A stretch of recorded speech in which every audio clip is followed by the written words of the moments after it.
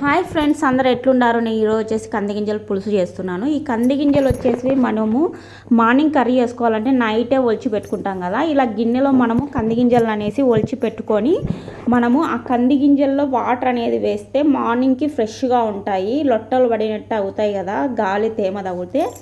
So ఈ water అంతా వంపేసి fresh వాటర్తో మంచిగా వాష్ చేసుకొని మనము తర్వాత కర్రీ చేసుకోవాలి. ఈ కర్రీకి వచ్చేసి ఫస్ట్ అయితే పల్లీలు మనం వేయించుకోవాలి. పల్లీలను బాగా లైట్ బ్రౌన్ కలర్ వచ్చేంత వరకు మనం బాగా వేయించుకోవాలి.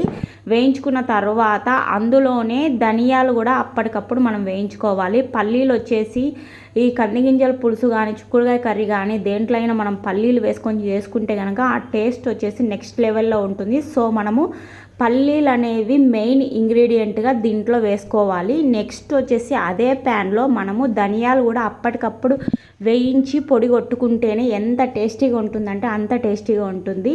దీంట్లోనే స్పైసెస్ మనం కావాల్సినవి చెక్క, లవంగము ఇలాంటివి వేసేసుకొని మనము బాగా వేయించుకోవాలి. మనము ఈ ధనియాలను వచ్చేసి మనం స్లో ఫ్లేమ్లోనే వేయించుకోవాలి. మనం హై ఫ్లేమ్లో వేయించుకుంటే కనుక తొందరగా మాడిపోతాయి. ఇలా ఒక ప్లేట్లోకి తీసుకోవాలి. నెక్స్ట్ ఒక ప్యాన్లో మనము ఆయిల్ సరిపడినంత ఆయిల్ పోసుకొని అందులో మనం వచ్చేసి ఆవాలు, జీలకర్ర, ధనియాలు ఇంకా నెక్స్ట్ మినప్పప్పు ఇవన్నీ వేసేసుకొని మనము బాగా వేయించుకోవాలి.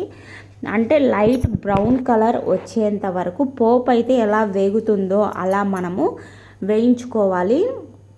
ఇలా గరిటెతో తిప్పుకుంటూ వేయించుకోవాలి. వేగిన తర్వాత మనం వచ్చేసి ఈ కంది గింజలన్నిటినీ ఒక చిల్లుల గిన్నెలోకి తీసుకొని మనము వాటర్ అంతా ఎలాబరేట్ చేసుకొని ఇందులో వేసుకోవాలి. వేసుకున్న తర్వాత ఈ స్టేజ్లోనే మనము సరిపడినంత ఉప్పు తర్వాత పసుపు వేసేసుకొని బాగా వేయించుకోవాలి. పచ్చి వాసన పోయేంత వరకు వేయించుకోవాలి. ఈ స్టేజ్లోనే మనం ఉప్పు పసుపు వేసుకుంటే కనుక కంది గింజలకు మనకు ఉప్పు పసుపు బాగా పడేసి ఎంత టేస్ట్ అయితే మరింత రెట్టింపు అవుతుంది. అదేవిధంగా ఫ్రెష్గా అప్పటికప్పుడు దంచి పెట్టుకున్న అల్లం వెల్లుల్లి పేస్ట్ కూడా ఇందులో వేసుకోవాలి.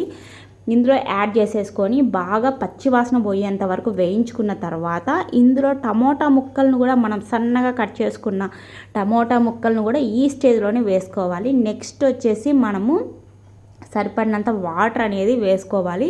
పల్లీలను మనం వేయించుకున్నాం కదా, వాటిని మిక్సీ జార్లో పౌడర్ కొట్టుకొని ఈ విధంగా ఈ స్టేజ్లో పల్లీలు అనే పౌడర్ మనం వేసుకుంటే గనక పల్లీ వేసుకోవడం వల్ల పులుసు అనేది చిక్కబడుతుంది, మంచిగా చిక్కగా గ్రేవీ అనేది వస్తుంది. అదేవిధంగా ఈ స్టేజ్లోనే మనం కారం పొడి అనేది తక్కువ తినేవాళ్ళు తక్కువ, ఎక్కువ తినేవాళ్ళు ఎక్కువ ఈ స్టైల్లోనే వేసుకోవాలి. నెక్స్ట్గా ఫైనల్గా వచ్చేసి ఈ ధనియాల పొడి ఇంకా వెల్లుల్లి రెబ్బలు అనేవి కర్రీకి మరింత టేస్ట్ వస్తాయి కాబట్టి మనం వెల్లుల్లి రెబ్బలు కూడా యాడ్ చేసుకొని కర్రీ అంతా పూర్తిగా అయిన తర్వాత మనం ఇందులో ఈ పౌడర్ అనేది ఒక 2 మినిట్స్ పాటు వేసుకొని ఇంకా మనకు అవైలబుల్లో కొత్తిమీర ఉంటే కానీ కొత్తిమీర కూడా వేసేసుకొని గార్నిష్ చేసుకొని కర్రీ అయితే రెడీ అయిపోయింది. ఓకే ఫ్రెండ్స్, ఈ వీడియో కనుక మీకు నచ్చినట్లయితే లైక్ చేయండి, షేర్ చేయండి, సబ్స్క్రైబ్ చేయండి.